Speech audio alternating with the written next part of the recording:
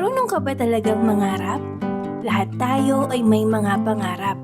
Kasikatan, impluwensya, isang magarang kotse, bagong labas na cellphone, maisuot ang latest trend, mataas na sahod, sumakay ng eroplano, makapagkape sa Paris, makapag-milk tea araw-araw, makapag-grocery nang di na kailangan pang tumitingin sa presyo, o yung maging crush ka man lang ng crush mo.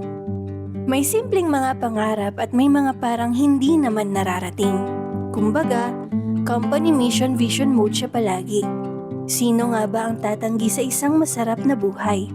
Isang buhay na Instagrammable at araw-araw ay may mailalagay ka sa My Day. Tanggap natin na hindi tayo napanganak na pantay-pantay. May mga inulan ng swerte. May mga talentado, magaganda, matatalino at may mga napanganak na mayaman. Alam natin na may mga iilan na may mas sapat na armas at kakayanan na maabot ang kanais-nais na mga pangarap. Teka, hindi yan ang buong katotohanan. Ilusyon na pera lang ang katapat ng lahat. Mainam ang financial freedom, pero hindi yan nakakapagbigay ng kakaibang kapangyarihan. Sige nga, ang tunay na pag-ibig ba ay basta-basta nabibili?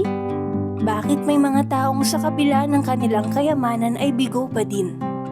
Tingin mo ba kayang bayaran ng pera ang isang hagdanan na ating pinaniniwalaang patungo sa kalangitan o kabanalan? Aanhin naman ang talento kung hindi ito sasanayin o pagbubutihin.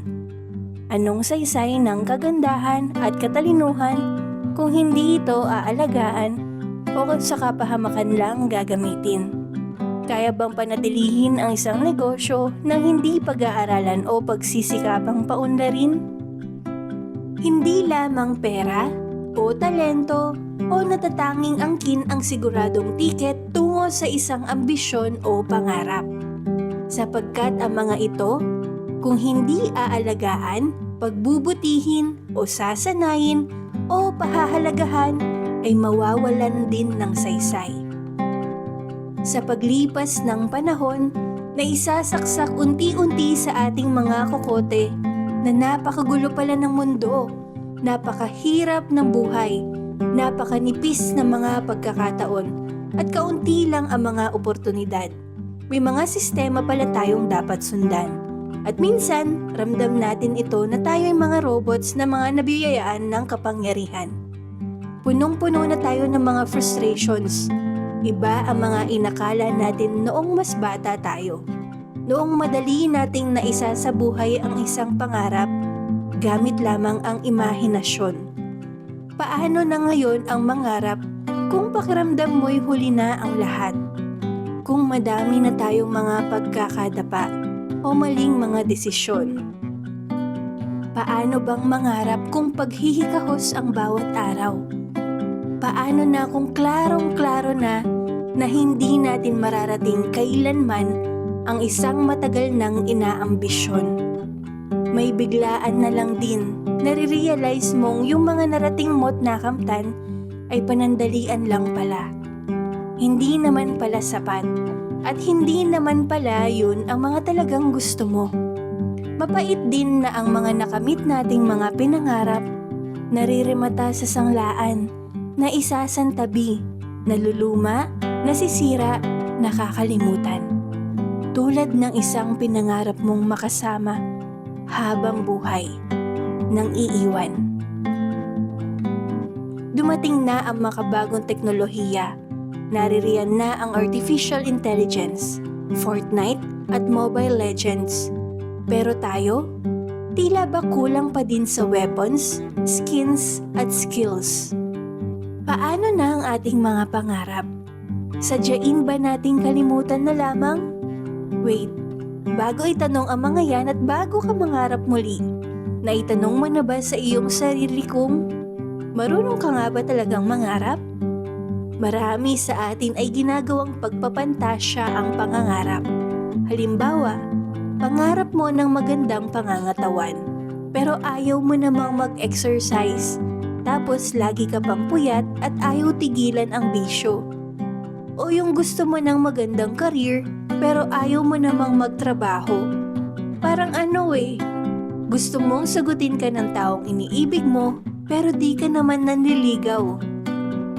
Meron din naman yung magaling at natural ang talento para sa sining. Pero iba na ngayon ang pilit na pinagkakaabalahan. Karamihan din sa atin, ang alam sa pangangarap ay simpleng pagkamit sa mga wala ka. O pagbangon o pag-iwas sa mga ayaw mo na. Yung hindi ka problema, yung nakakaligaya, yung representasyon ng isang masarap na buhay. Yung pwede ka nang wag kumilos dahil sure palagi ang pambayad mo sa iyong mga bills. Ang pangarap ay parang isang end state. Isang final destination na tatapos sa ating mga paghihirap. Maraming kaakibat ang tunay na pangangarap. Isa itong proseso. Lahat kaya ng nakarating sa ibabaw ng kabundukan ay pinaghandaan kung paano sila pumanhik. Pagod at pawis ang kinakailangan para mapanatiling matibay ang isang negosyo. Mahabang pagsasanay ang dinanas ng mga kampiyon. Silang mga eksperto o dalubhasa ay may dedikasyon. Maraming araw at gabi ang inilalaan para marating ang tagumpay. Disiplina ang pag-iipon at matibay na desisyon ang pagtigil o pag-iwas sa anumang adiksyon. Pero hindi dyan nagtatapos ang lahat. Tama na ang pangangarap ay paghahanda sa mga sakripisyo, pagbubukas sa mga bagong kaalaman, kakaibang tapang sa mga pagsubok, at pag-amin at pagkakatuto sa mga pagkakamali. Pero higit sa lahat ng mga yan, isa itong paghahanap sa kung sino ka ba talaga. Sa makatuwid, ang tunay na pangangarap ay isang pagtanggap, pagkagising at pagkamulat at pagdidiskubre sa isang landas na patungo sa isang estadong handang-handa ka na makilala ang isang mas higit na ikaw. Subok na tayo ng panahon, mga problema at kaguluhan at paghihirap. Na-survive nga natin ang isang pandaigdigang pandemya . Anuman ang iyong kalagayan, anuman ang iyong natapos, anuman ang kakayanan o limitasyon, anuman ang kayang ibigay at isakripisyo. Kung naiintindihan mo lang kung paano ba talaga ang mangarap, mas madali mong maiaangat ang antas ng iyong buhay. Ang pangarap namin para sa iyo na aming maiaabot, sana matuto ka ng magmahal. Sana mapahalagahan mong muli ang napakaraming mga biyaya na nasa iyo na. Sana mawari mo ang mas malalim na definisyon ng isang mapayapa, maligaya at masaganang buhay. Sana mula ngayon ay maingat mong mapili ang iyong mga tatahakin at pagpupursigiduhan. Na sana hindi na nabibili ang iyong dangal at maitaas mo na ang tingin mo sa iyong sarili.